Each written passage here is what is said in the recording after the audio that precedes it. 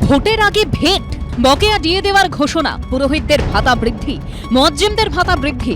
রবিবার বিধানসভা ভোটের দিনক্ষণ ঘোষণার মাত্র 1 ঘন্টা আগে পরপর 3 ঘোষণা করলেন মমতা বন্দ্যোপাধ্যায়।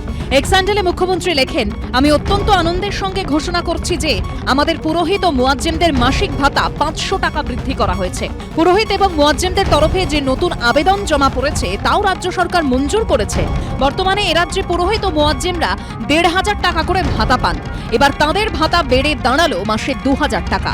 ইমাম, মুয়াজ্জিন, পুরোহিত, ধর্মীয় গুরুরা এই সরকারের আমলে অন্তত কিছুটা হলে উপকার পাচ্ছে এবং অল্প হলে বেড়েছে। আমাদের ডিমান্ড ছিল সেটা 5,000 করা, সেটা হয়নি। যেটা হয়েছে তাতে আমরা অন্তত সন্তুষ্ট। ভোটের উদ্দেশ্য অবশ্যই থাকবে, যেহেতু সামনে ইলেকশন আছে, ইলেকশনের উদ্দেশ্য অবশ্যই থাকবে। এবার রাজ্য বাজেটে লক্ষ্মীর ভান্ডারে 500 টাকা বাড়ানোর কথা ঘোষণা করা হয়েছে। সেই সঙ্গে বাংলার যুবসাথী নামে নতুন প্রকল্পের ঘোষণাও করা হয়, যাতে ন্যূনতম মাধ্যমিক উত্তীর্ণরা 5 বছরের জন্য প্রতি মাসে 1,500 টাকা করে পাবেন। এবার বিধানসভা ভোটের দিনক্ষণ ঘোষণার মাত্র 1 ঘন্টা আগে মুয়াজ্জিম এবং পুরোহিতদের ভাতা বাড়ানোর ঘোষণা করলেন মমতা বন্দ্যোপাধ্যায়।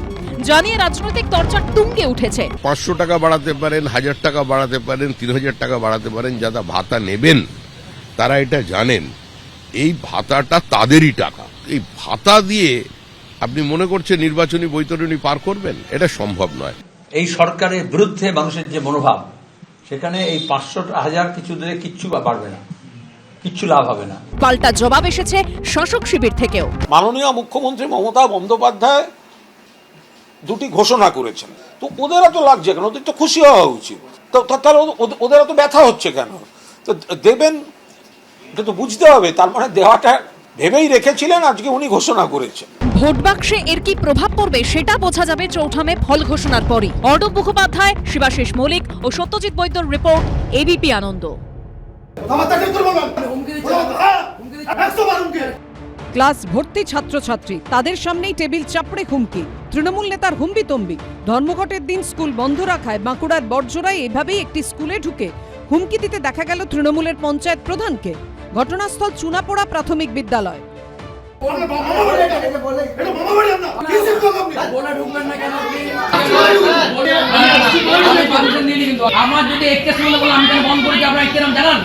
ভিডিওতে যাকে আঙুল তুলে শাসাতে দেখা যাচ্ছে তিনি হলেন বড়জোড়া ব্লকের তৃণমূল পরিচালিত ঘুটগেরিয়া পঞ্চায়েতের প্রধান গণেশ মণ্ডল। অন্যদিকে চেয়ারে বসে থাকা ব্যক্তি হলেন চুনপোড়া প্রাথমিক বিদ্যালয়ের প্রধান শিক্ষক সৌভিক চট্টোপাধ্যায়। শুক্রবার বকেয়া ডিএর দাবিতে রাজ্য জুড়ে ধর্মঘট পালন করলেন সংগ্রামী যৌথ মঞ্চ সহ বেশ কয়েকটি সরকারি কর্মচারী সংগঠন। স্থানীয় সূত্রে খবর, ওই দিন স্কুল বন্ধ করে মিছিলে যোগ দেন চুনপোড়া প্রাথমিক বিদ্যালয়ের প্রধান শিক্ষক ও এক শিক্ষিকা। পরের দিনই স্কুলে দলবল সমেত হাজির হন তৃণমূল নেতা ও পঞ্চায়েত প্রধান গণেশ মণ্ডল। শটান ক্লাসরুমে ঢুকে যান তিনি। বাচ্চাদের বলছে আতঙ্কের পরিবেশ সৃষ্টি করলেন উনি। আমরা প্রিভিয়াস ইনফরমেশন দিয়ে রিসিভ নিয়েছি অফিসে, তারপর আমরা ধর্মঘট করেছি। আমরা চুনপাড়া স্কুলের মাস্টারমশাইরা সরকারি বন্ধ রাখার কোনো নোটিশ না থাকা সত্ত্বেও, যে উনি শিক্ষক হলেও উনি একজন সমাজের কলঙ্ক। কি অর্ডার আছে এই মিড ডে মিল বন্ধ করার আপনার কাছে? তাই স্যার জানতে এসেছি। এদিন তৃণমূল নেতার এহেন আচরণের প্রতিবাদে শনিবার বড়জোড়া চৌরঙ্গি মোড়ের কাছে পথ অবরোধ করেন এবিটি এর সঙ্গে যুক্ত শিক্ষক শিক্ষিকারা। বড়জোড়া ঘুটগড়া অঞ্চলে